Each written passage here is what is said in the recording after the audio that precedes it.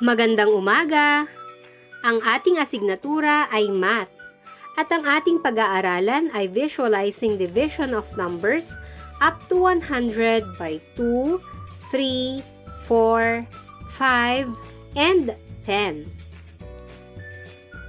Alam kong nakahanda na kayo kaya halina at magsimula na tayo. Sa araling ito ay matututuhan mo ang pagpapakita at paglalarawan ng paghahati-hati ng mga bilang hanggang 100 sa pamamagitan ng 2, 3, 4, 5, at 10.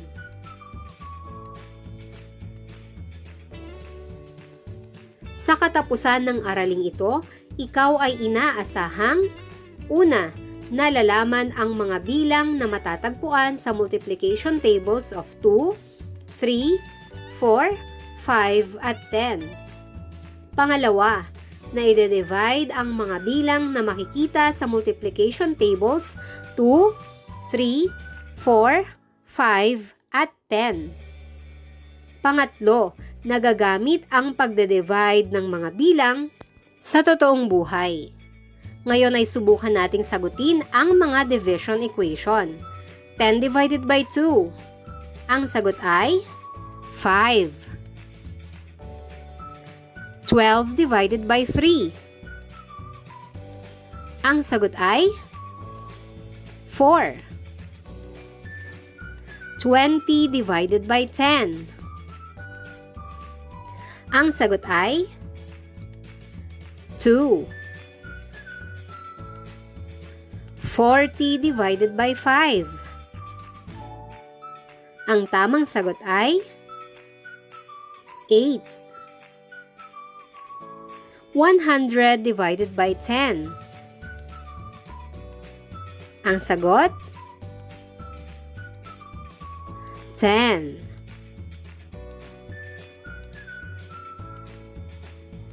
Ngayon ay balikan naman natin ang ating nakaraang aralin.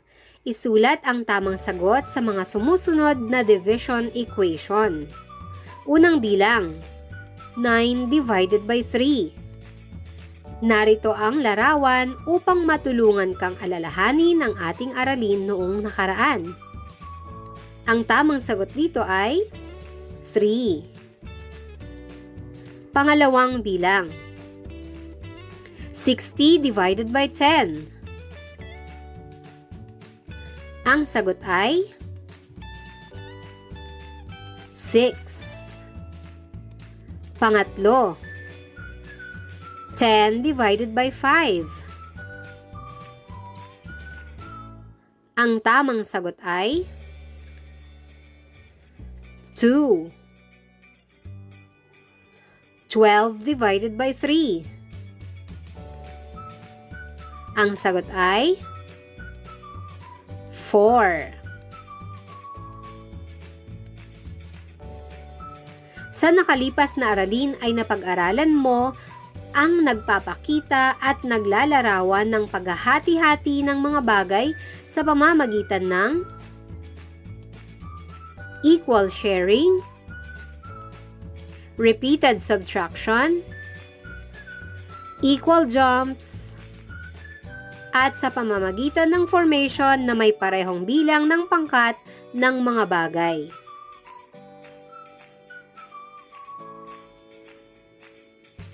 Ngayon ay matututuhan mo ang pagpapakita ng paghahati-hati ng mga bilang hanggang 100 sa pamamagitan pa rin ng mga bilang na 2, 3, 4, 5, at 10.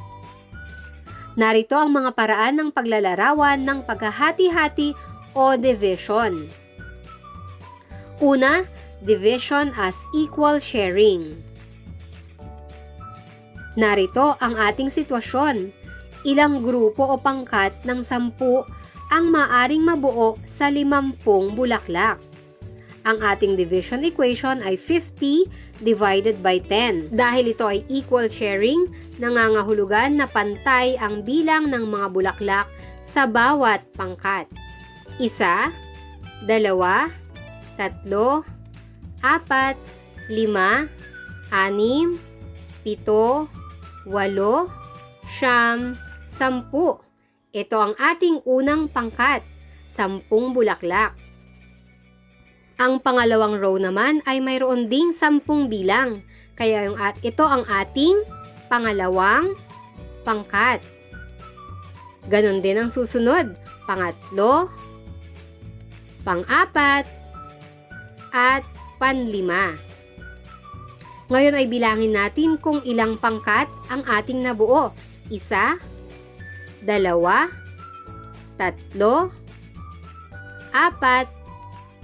at 5. Nangangahulugan na mayroong 5 pangkat o grupo ng 10 ang ating nabuo sa 50 bulaklak. Kaya ang sagot sa 50 divided by 10, ang sagot ay 5. Gamit naman ang number line, tingnan mo kung paano ipinapakita ang paghahati ng 100 metro sa tali sa 10 na magkakaparehong haba. Ang ating number line ay mayroong bilang mula 0 hanggang 100. Masdan natin kung papaano hati-hatiin ang 100 metrong tali sa 10 magkakaparehong haba.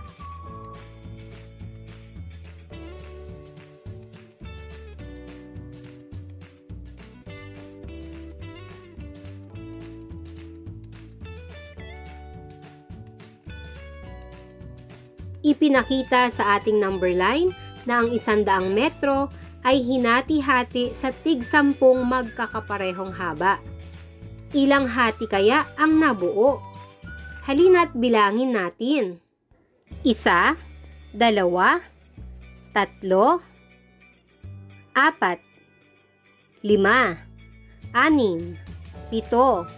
7, 8, 9, 10.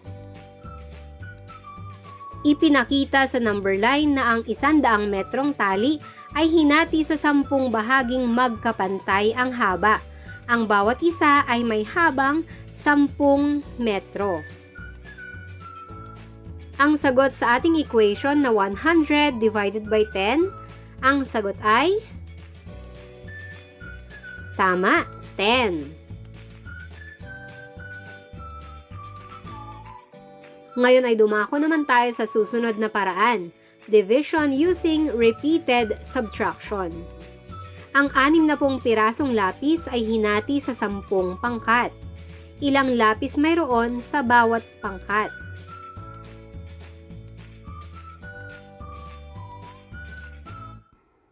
Gamitin natin ang repeated subtraction upang maipakita ang sagot. Ang ating equation ay 60 divided by 10. Magbabawas tayo ng tig-10 simula 60 hanggang umabot sa 0. 60 minus 10 equals 50. Minus 10 equals 40. Minus 10 equals 30. Minus 10 equals 20. Minus 10 equals 10. Minus 10 equals 0. Ayan, lumabas na ang 0. Ilang beses kaya tayo nagbawas ng 10 hanggang umabot sa 0? 1, 2, 3, 4, 5, at 6. 6 na beses tayo nagbawas ng 10. Kaya ang sagot sa ating equation na 60 divided by 10, ang sagot ay tama, 6. Ang panghuling paraan ay formation of equal groups of objects. Gamit naman ang formation of equal groups, tingnan mo kung paano hinati ang pangkat ng mangga sa modelo sa ibaba. Ang 32 mangga ay hinati sa 4. Ilang mangga mayroon sa bawat pangkat? Ang division equation ay 32 divided by 4. Bilangin natin. 1, 2, 3, 4, 5, 6, 7, 8,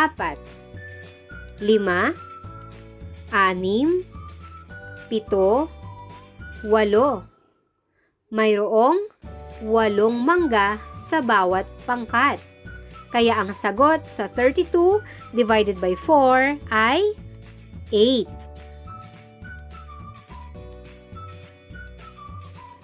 Tandaan, mayroong iba't ibang paraan upang maisagawa ang paghahati-hati o division. Ito ay ang mga equal sharing, repeated subtraction, equal jumps sa number line, formation of equal groups of objects. Ngayon ay dumako na tayo sa mga pagsasanay para sa gawain sa pagkatuto. Pag-aralang mabuti ang bawat division equation. Maaring gamitin ang mga paraan ng paghahati-hati o division upang makuha ang tamang sagot. Maaring i-pause ang video na ito upang magkaroon pa ng mas mahabang oras sa pagsasagot.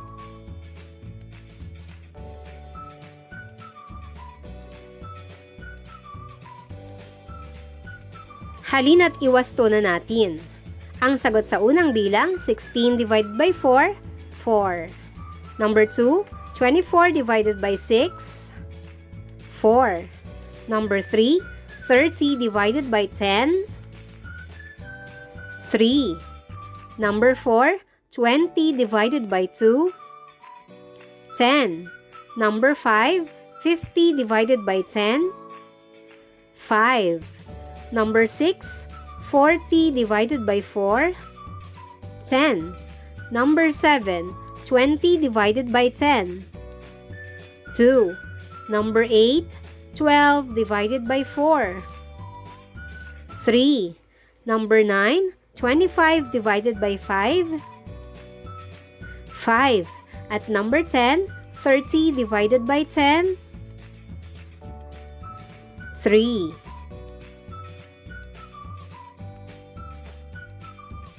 Para naman sa gawain sa pagkatuto bilang 2, unawaing mabuti ang sitwasyon. Isulat ang tamang sagot sa iyong sagutang papel. Unang bilang, hatiin sa 10 ang 70. Ang sagot ay 7. Pangalawa, ang 27 na atis ay hinati sa 3 pamilya. Ilan ang bilang ng atis sa bawat isang pamilya? Ang sagot ay 9. Pangatlo, ano ang sagot kapag ang 30 ay hinati sa 5? Ang sagot ay 6. Pang-apat, ano ang sagot kapag ang 21 ay hinati sa 3? Ang sagot ay 7. Panlima, kapag ang 100 ay hinati sa 10, ang sagot ay 10. At dito na nagtatapos ang ating talakayan para sa araling ito. Hanggang sa muli mga bata, maraming salamat sa inyong panonood. Paalam!